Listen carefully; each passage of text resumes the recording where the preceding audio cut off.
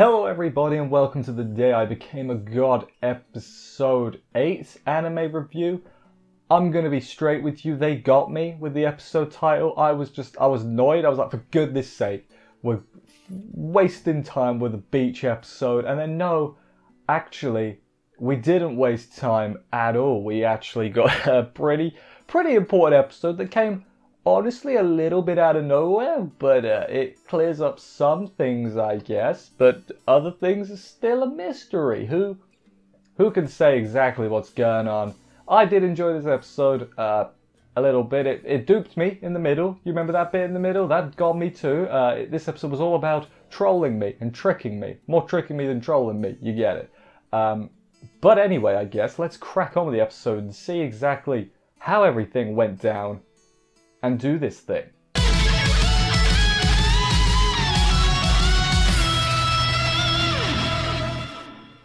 So we begin the episode with Hina dreaming of waking up and walking around with the old man, who is the professor guy, whose name I cannot remember again off the top of my head. The guy the hacker boy is looking for, that stuff.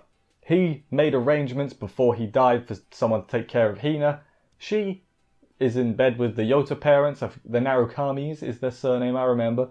And tells Yota Mama she dreamed of him, and she's all like, yeah, we miss him too. So clearly they knew Professor Man, it turns out. We actually don't have to wait long to find out exactly how it is. But Hina had a bad dream, you know, she had tears. Hina has become a bit more likable to me, you know, just a bit. I know I said at the beginning I couldn't stand her. I'm at the point where I can stand her now, so I guess that's good. So that's good. Back to the movie filming. Sora is filming some behind the scenes footage for everyone, and you know, everyone's being a bit funny. Yota is wondering what will happen at the end of summer. He doesn't want Hina to go, basically. He's gonna miss Hina. He doesn't want her to go before he's ready. So he asks his parents, hey, how long's she gonna stay and everything? And they decide, okay, we need to tell you the truth, son. And they do. They sit him down and they're like, son, Hina is not our relative. She's the granddaughter of one of our professors from school that we got on well with. And he asked us for a favor because her dad, Hina's dad, abandoned her and left him with the professor. Left her with the professor, sorry. And then when the professor died, he made arrangements for her to be sent to the Narukamis, basically saying, hey, she'll appear in mysterious clothes so you'll know it's her. And it's like, oh, so that's why she's like that. I see. And that's how, you know, the parents realize, hey, oh, it's finally happened, it's that day, you know. And they say, yeah, we don't know how long she's going to stay, you'll have to ask her. Basically, she can stay as long as she wants, but if she wants to leave, she'll have to leave. So who wants to bet they get into a fight? And she's like, well, I'm leaving then. And then Yota will be like, don't worry, I will come and save you, basically. Could see that happening. Weird to think after this episode we've got 4 episodes left, and I mean, nothing's really happened, like, if you think about it. I get, you know, gotta get to know the characters and everything, but, yeah, it's gonna happen. It's gonna happen soon. Next episode, I feel like we're gonna kickstart the plot, so to speak. Later on, Yota tells Hina that he knows everything, and it still doesn't explain her powers or anything, though, which is presumably that happened with the professor guy, and we don't exactly, well, I mean, it definitely did because of the stuff we find out later on as well. Almost a year ago is when she got her powers. He's like, hey, let's go look for your dad and everything because I want to know more about you, so I gotta ask your dad, basically. And she's like, you really want me to go look for, you know, my parent who abandoned me? And he's like, true that. I'm gonna look, though, on my own. He doesn't say it, but she can tell. It's like, you're just gonna look on your own, aren't you? And she's like, fine, I already know where he is because of her clairvoyance, not necessarily clairvoyant. What's it called? Her magic powers will go with her magic powers. They're like, fine, we're gonna go. He says you helped everyone else with their family problems, so now I'm gonna try and help you. He's near the ocean. She says he's near the ocean, so we can go there. And then she wants to see the ocean. She's never seen it, and they're like, okay, we'll have a trip there. We'll go to the ocean. It'll be a fun time. We'll have a beach episode, not exactly, but it's gonna have to be an overnight stay though. And then Yota is like, Mom, can me and this not random girl, but can we go over, you know, overnight trip? And Mum is like, yes, Yota, I trust you, teenager, to not do anything inappropriate. Yota's mum is, I mean, I know Yota wouldn't, because did we ever find out how old Hina actually is? Or did, you know, I can't find any information anywhere. If you know, leave comments on a postcard, please, because I need to know how weird this is going to be. They make their way to not Yota's dad, the other one, Hina's dad's house. They go on the train. He says it's like eloping, and he's like, "Back, I didn't mean it like that." And then Hina got the mum to make everything all sweet. All the food is ruining the food.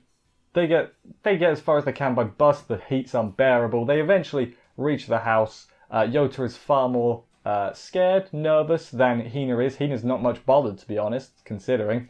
They get to the house, and Yota is very proper with his stuttering and proper pronunciation of his words. They go in to meet Hina's dad. Weird thing, when they sit though, they're ignoring Hina as if she's not even there. And then I'm like, I had the same thing Yota did. I was like, oh my god, can no one else see her? And I was trying to remember earlier in the series, I was like, oh my god, can no one see her the whole time? And then obviously when you think about it for a bit, it's like, no, that doesn't make sense. Why would they go after the truck, when she got locked in the freezer? Of course everyone can see her, but for that split second I was like, oh my god, does it make sense? And then no, it doesn't make sense. Turns out she didn't get tea because she got a different flavour of tea and she had already asked. They can absolutely see her just fine. Point is though, they don't know that it's Hina, because when they find out it's Hina, they're like, wait, that's her. And then the mum starts freaking out. Not her mum, but like the I guess stepmom starts freaking out and saying, you can't go back. And then Papa's like, okay, we need to speak outside. This is for serious. We need to speak outside about this very serious issue. We'll go with issue.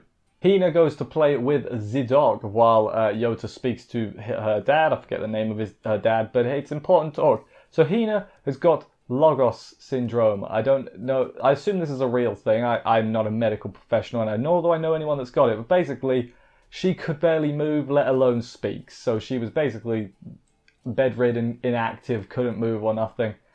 So there's no treatment for it. So I'm just saying, like, okay, how is she like this though? Like, logically, I'm starting to think that Hacker Boy is only after him to try and get the cure for this Logos syndrome. Because obviously the professor guy came up with something at least. Because, Hina's up and about. So maybe it's not necessarily good guys and bad guys. It's just, hey, we want to save a lot of people. Maybe. I could be wrong though. Dad says it's cruel for him to see her this healthy because, he abandoned and everything. But he's saying that her condition was hard on the family and everything. Implied that her mum, killed herself because she couldn't cope with it, which is... Oh, we got dark all of a sudden. Remember when we were just dicking about at a festival a few minutes ago? Like, can we go back to them days?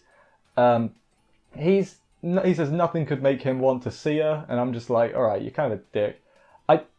It's hard to say, right? Because, like, he abandoned her for his own sake, but, it's like, it's a hard...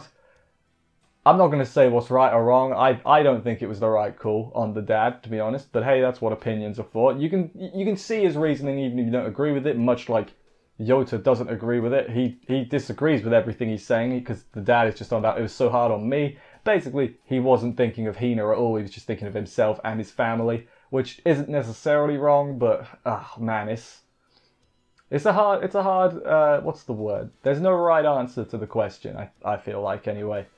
Yota, he says, Yota, you might go through the same thing one day, and I think that is the thing that's going to happen. My guess is, because they said it was almost a year ago, at some point they said almost a year ago is what Hina's, when she became a god, so to speak. My guess is like a temporary, temporary cure, I guess, but after a year, she's going to go back to normal, and then that'll be the end of summer. And then, Yota will have to make a decision. Okay, what do I do now? And he's going to be like, no, I'm going to take care of her. And then one day she'll be better. And then maybe we'll get an epilogue where there's a cure and she's better and they've been together the whole time. And it's well worth it, maybe. Or maybe we're just going to get a sad ending where she dies, Who can say? It could go either way. Both would make me cry, fun fact, at this point. I think I have gotten into this despite the fact I think it does have a lot of problems. He also says, like, yeah, the miracle is only temporary and reality always sets in eventually. And yeah, I don't think there's any avoiding that, but I think Yota is going to be strong boy and push through it, so to speak, until they get a happy ending, or we're just going to all be sad. One of those things is going to happen. That's something I think we can necessarily agree on. Hina doesn't have anything to say to her dad, so they leave. Yota is thinking, hey, maybe ignorance would have been better this whole time. Like, if I didn't know anything, I wouldn't be thinking about it, you know? What's going to happen to her now? What's going to happen to some? And then she's like, doesn't matter, the world's going to end in 4 days anyway, so... I just had a thought, like, maybe the grandpa, right, cured her for a year, but it's going to kill her at the end of it. So it's like, and she was told the world's going to end because she's going to die.